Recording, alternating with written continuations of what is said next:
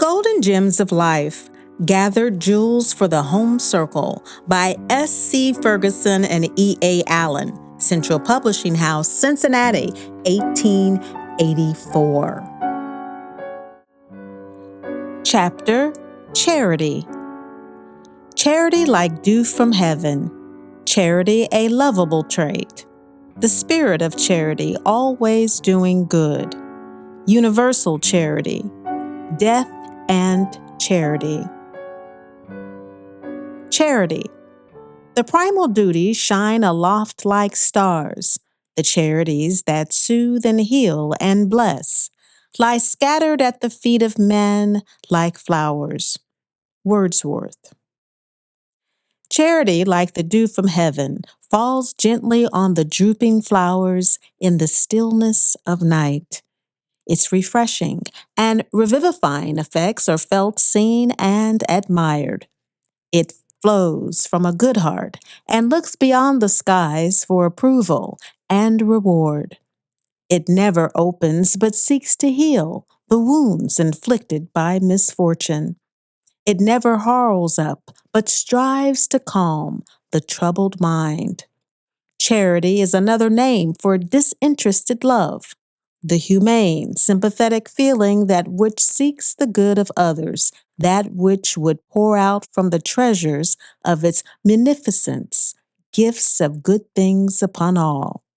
It is that feeling that gave the world a Howard, a Fenelon, a Fry.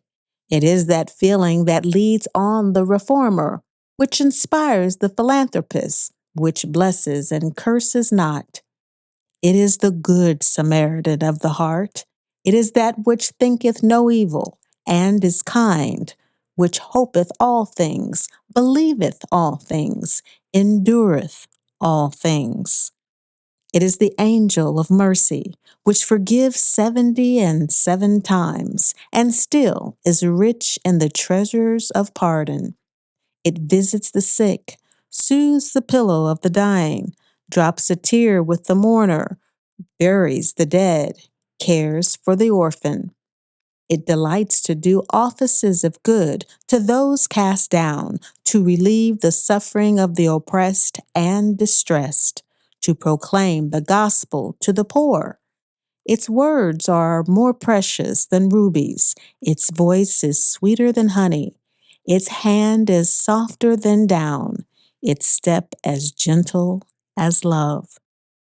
Whoever would be respected and beloved, whoever would be useful and remembered with pleasure when life is over, must cherish this virtue.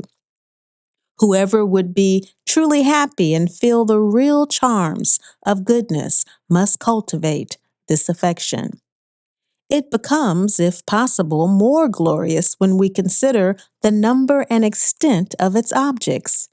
It is as wide as the world of suffering, as deep as the heart of sorrow, extensive as the wants of creation, and boundless as the kingdom of need. Its spirit is the messenger of peace, holding out to quarreling humanity the flag of truce. It is needed everywhere, in all times and places. In all trades, professions, and callings of profit or honor which men can pursue. In the home life, there is too often a lack of charity. It should be considered as a sacred duty to long and well cultivate it, to exercise it daily, and to guard well its growth. The peace and happiness of the world depends greatly upon it. Nothing gives a sweeter charm to youth than an active charity, a disposition kind to all. Who can properly estimate the powers and sweetness of an active charity? He who carries ever with him the spirit of boundless charity to man often does good when he knows not of it. An influence seems to go forth from him which soothes the distressed, encourages the drooping, stimulates afresh the love of virtue, and begets its own image and likeness in all beholders. Without the exercise of this grace, it is impossible to make domestic and social life delightful. Deeds and words of conventional courtesy grown familiar are comparatively empty forms.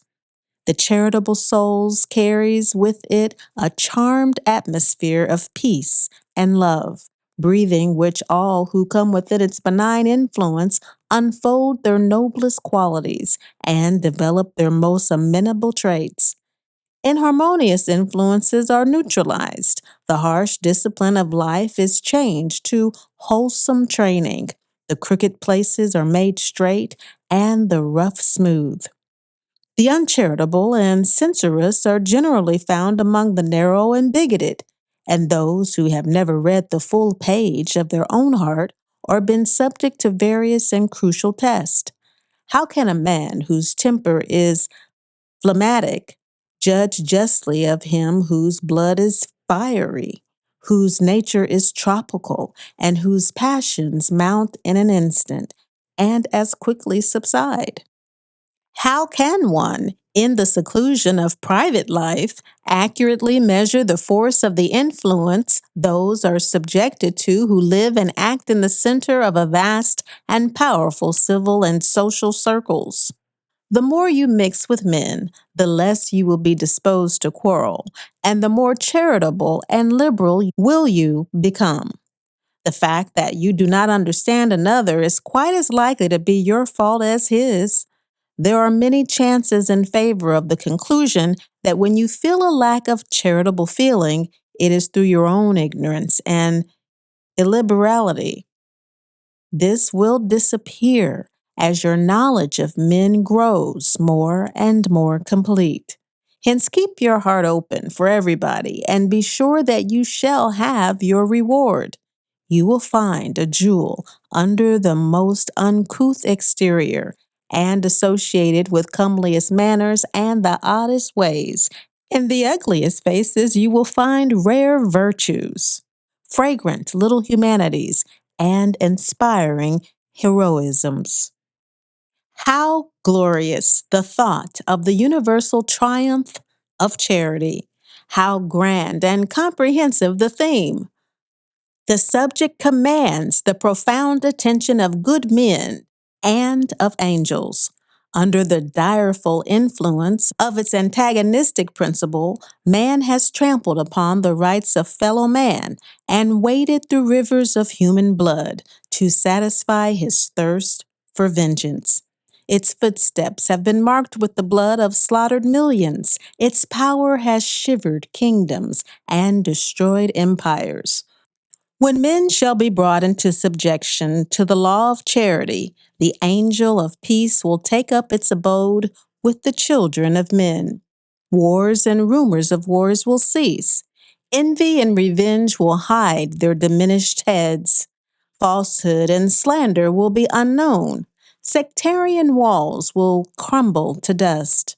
Then this world will be transformed into a paradise in which everything that is beautiful and lovely shall grow and bloom.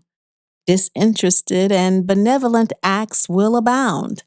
Sorrow and disappointments will flee away, and peace, sunshine, and joy will beautify and adorn life. Death always makes a beautiful appeal to charity. When we look upon the dead form, so composed and still, the kindness and the love that are in us all come forth. The grave covers every error, buries every defect, extinguishes every resentment. From its peaceful bosom spring none but fond regrets and tearful recollections. Who can look upon the grave even of an enemy and not feel a compunctious throb that he should ever have warred with the poor handful of dust that lies moldering before him? Charity stowed away in the heart, like rose leaves in a drawer, sweetens all the daily acts of life. Little drops of rain brighten the meadow. Acts of charity brighten the world. We can conceive of nothing more attractive than the heart when filled with the spirit of charity. Certainly, nothing so embellishes human nature as the practice of this virtue. A sentiment so genial and so excellent ought to be emblazoned upon every thought and act of our life. This principle underlies the whole theory of Christianity, and in no other person do we find it more happily exemplified than in the life of our Savior, who while on earth went about doing good.